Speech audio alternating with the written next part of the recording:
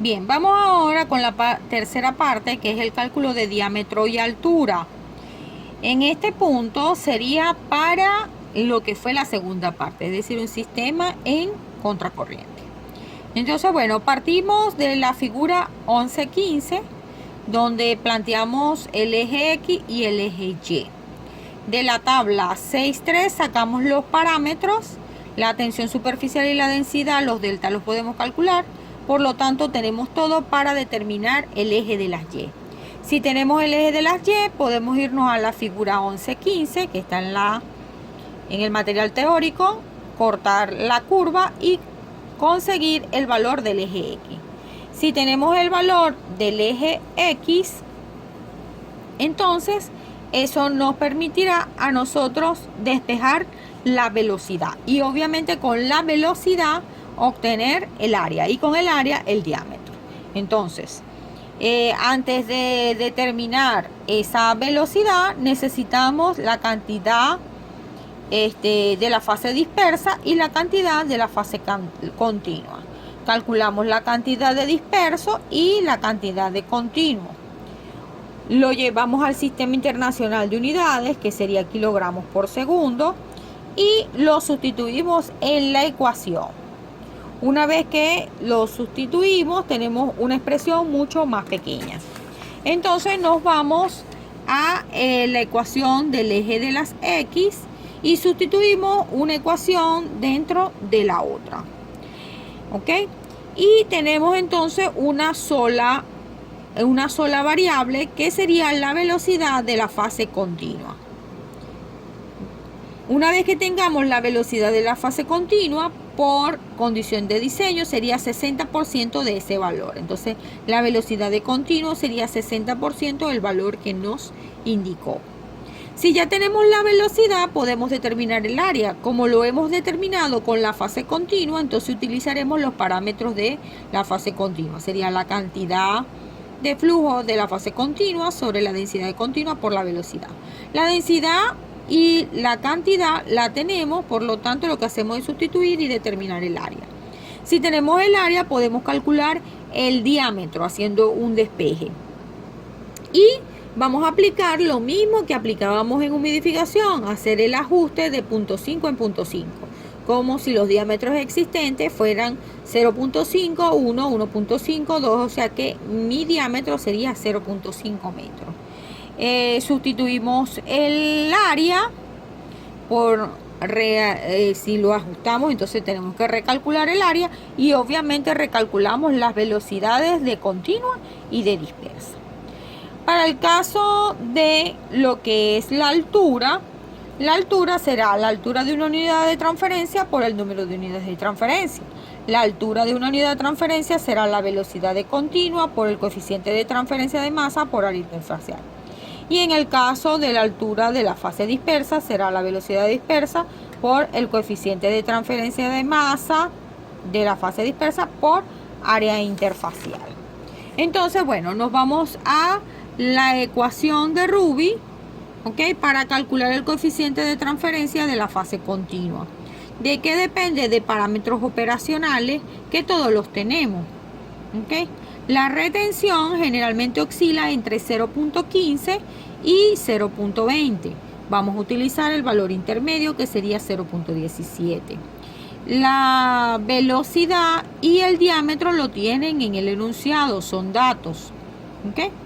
Entonces, bueno, nos vamos con la figura 1046 y nos vamos a apoyar calculando el valor del eje X.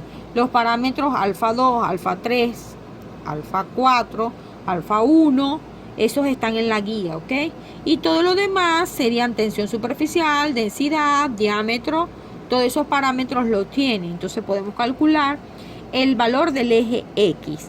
De forma similar, el parámetro. Con parámetro y eje X podemos irnos a la figura 1046 y obtener el valor del eje Y.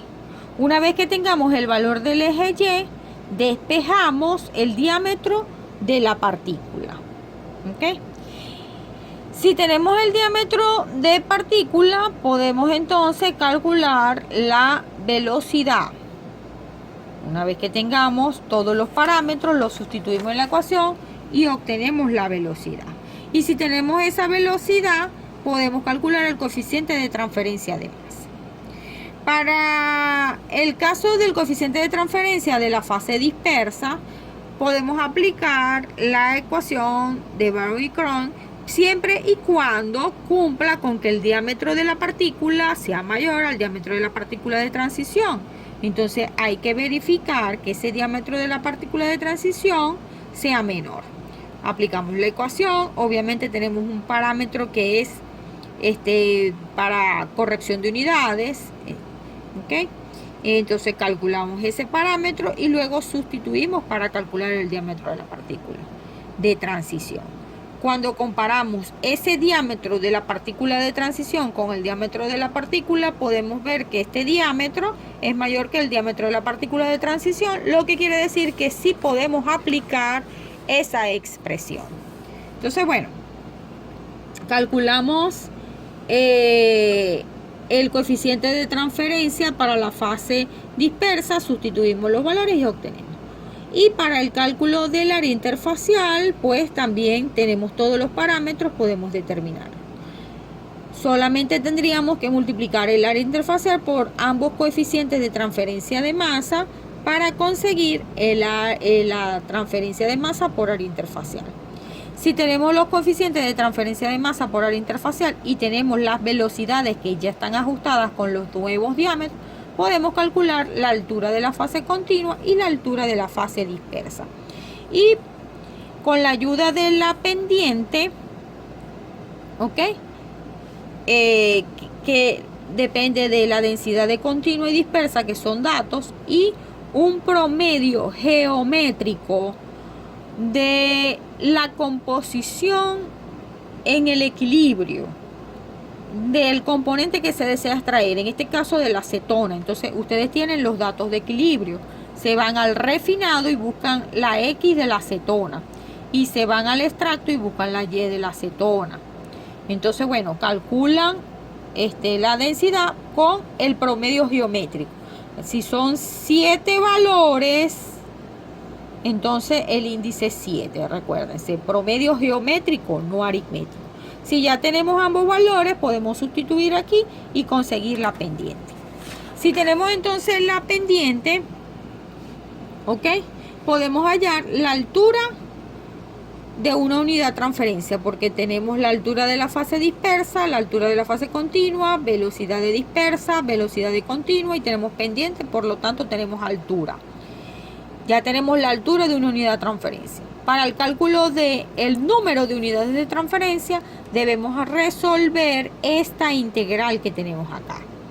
Lo primero es calcular R, que es un parámetro de relación de pesos moleculares del no soluto entre el soluto. El no soluto, ¿ok?, sería el agua, y el soluto sería la acetona. Entonces buscamos los pesos moleculares y conseguimos ese factor de relación.